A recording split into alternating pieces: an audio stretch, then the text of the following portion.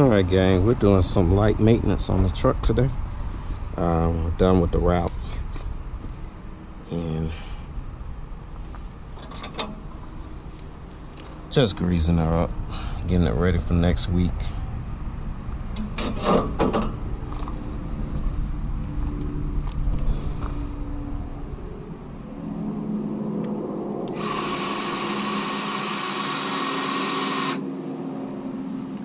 Get the air out.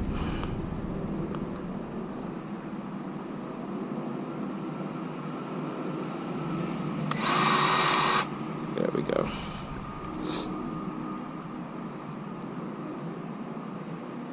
Depending on how hard you use your truck, this is something that should be done at least at a minimum once a month. You're running heavy, I would suggest once a week, or at least every other week. That's something I try not to do, waste a lot of grease. Especially on the truck.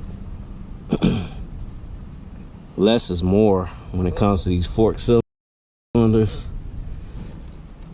Because if you're not careful, it'll get all over the windshield and everything.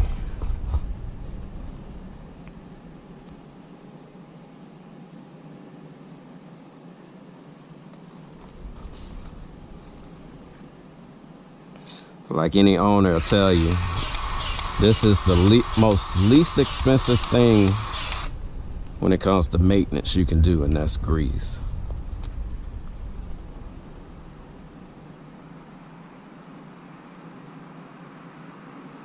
Very important. You got not that many moving parts when it comes to a front loader, honestly. You know, as compared to maybe an ASL, which with those you definitely have to grease a lot, probably once a week if you're running one of those. Supposed to, at least. Put the grease on your tire, young man. Messing up. But maybe able to squeeze under here. Stuff like this, your slack adjusters, you know, axles. When you really do your preventative maintenance, you do all of that. And I've already greased the torque tube, but I had to let the arms down in order to get to this fitting up under here.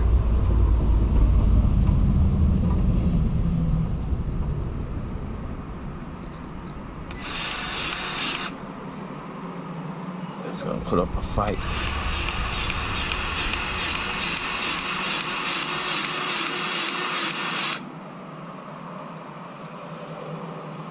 Sometimes these little fittings can get really dirty, and instead of greasing, it'll push all your grease back out.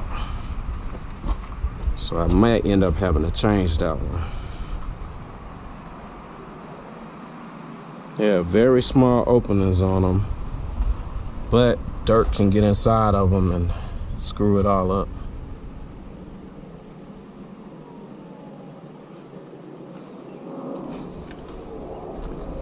I've already gotten here, there's two fittings here. One on the outside, on the cylinder itself, and one on the pin for the cylinder. But you want to keep grease too, because it actually, I don't think it moves too much, but you want to keep all that lubricated. I did the trunnion already, which is very, very important on these trucks, because they take a lot of stress and twisting and whatnot. So we have a fitting on the inside and right here on the cap on the outside.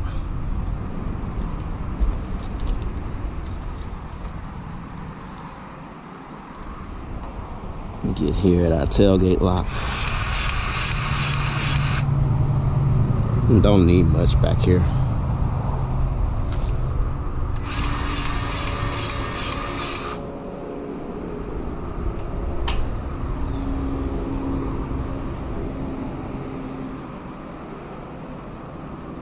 Messy job, but very important to do.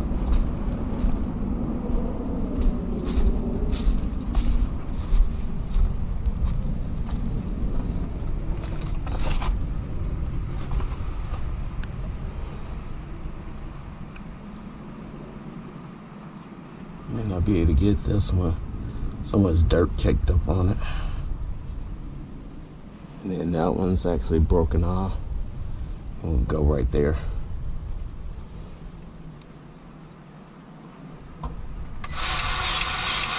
Yeah. That fitting's all clogged up. Pushing all my grease back out.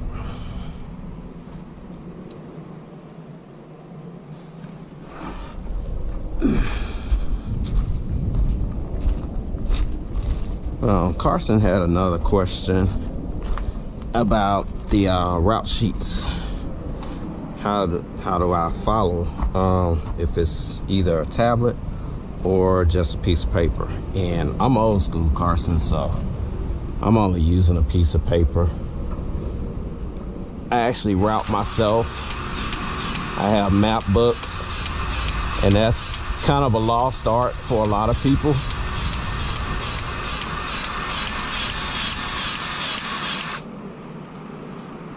Most people nowadays use a lot of digital stuff, which is cool because I still use my GPS on the phone, but I have some very good maps that I actually got when I was working at the county. Real thick map books, and they show pretty much several major counties within the state, so it helps me out a lot when it comes to trying to figure out where stuff is. Sad thing, a lot of people nowadays can't even read a book like that. Like I said, it's kind of a lost art. But that's what I do. I put everything, sequence it on a spreadsheet, and print it out. I think that's gonna stay, sir. See what kind of aim I have today. Sometimes I'll actually throw stuff over the truck. Okay. But yeah, having an issue too. And I actually ordered this and it came pretty quick. This is the old one. This is the resistor for the blower motor. It had actually shorted out the other morning and it was cold as heck. So I ordered one and it got here pretty quick too. I think it only took a day. And I'll explain this in a second. But my blower motor is under this cover and I ruled it out. The resistor is actually okay. The wires are okay because I did what I needed to do there. Next step is replacing the blower motor because I believe when the old resistor had fried, because when I first got the truck I had to replace the climate control switch, well, the blower motor switch, and I noticed all the wires except for the high was fried. So a rat probably got in here and messed something up back when Covington had it. And you know, as long as it worked on high, I guess they weren't complaining. So, but yeah, these here, because I got a rat problem, actually help keep rats out. They don't like the smell of dryer sheets. So I put some here on the floorboard on the passenger side, up under the seat, behind Teddy, and throughout the dash in the doghouse. Makes the truck smell lovely. But the rats don't like the smell, so drives them out. Supposed to, at least. But that's an old school trick. Also mothballs help, which I don't like the smell of them, but eventually I am gonna put a few up under the dash at least, because there's a lot of crucial wires that run through here, and those doggone rats would chew them to pieces. I don't know what it is about wires that they love so much. They don't want the actual wire itself. They want the plastic that's on the wires. And they build nests with it. I don't think they eat it per se, but you never know.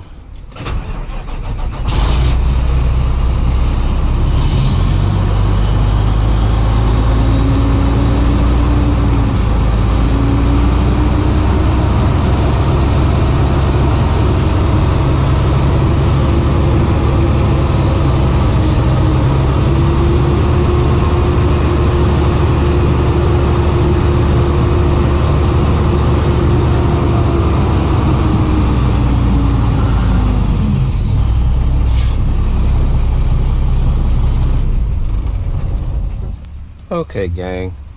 So as far as basic things, every hand should keep with them, him or her. Flashlight, and this is just a basic little one I got from Harbor Freight. A lot of times they actually give these away free.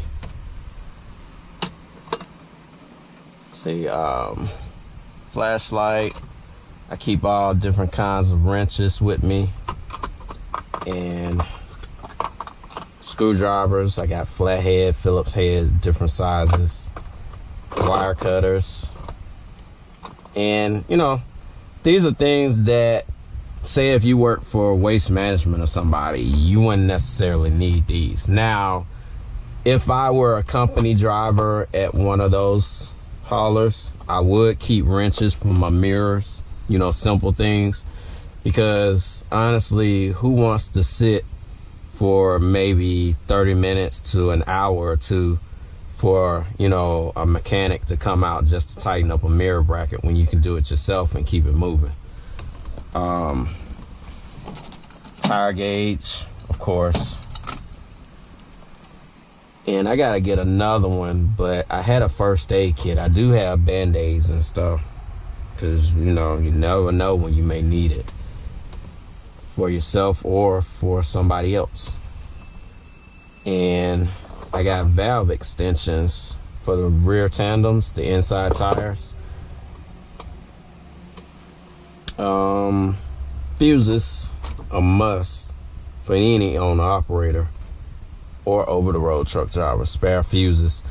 I keep mini fuses and standards, and I got a big case up under here with all different assorted sizes of mini fuses. And that's pretty much it. In my book bag, I keep all kinds of different sockets and pliers and whatnot, because I do a lot of maintenance myself. You know, anything I can do as opposed to taking it to a shop, I do. I got an air valve back here that goes to the seat that's leaking, and it causes my secondary pressure to leak down overnight. But yep, you know, it doesn't take a lot. Like I said, grease is inexpensive, you know, compared to not greasing the truck and having major failures.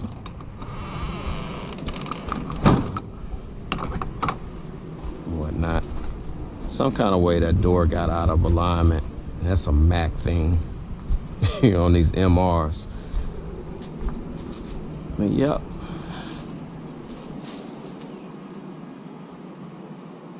Another blessed week.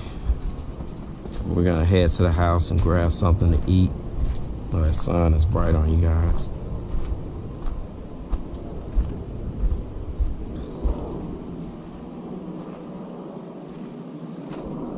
Prayerfully, if it's God's will, we'll do this all again next week. And for any do-it-yourselfer hand cleaner, Citrus hand cleaner works best in my opinion. But you guys take care. Hope you have a great weekend. And we'll be back, if it's God's will, next week. Peace and blessings, everybody. Forgive my dirty hands. Like they say, dirty hands equal clean money. Take care, everybody.